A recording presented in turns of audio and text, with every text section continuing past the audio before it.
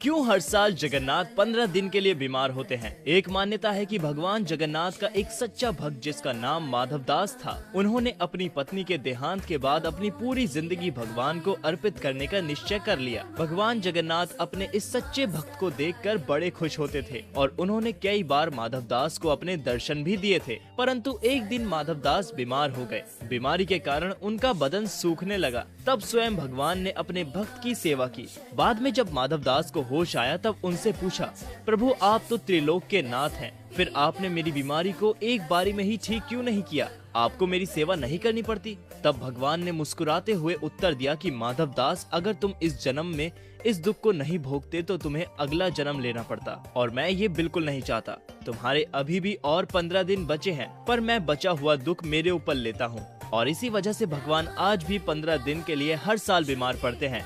Comment में जय जगन्नाथ जरूर लिखें।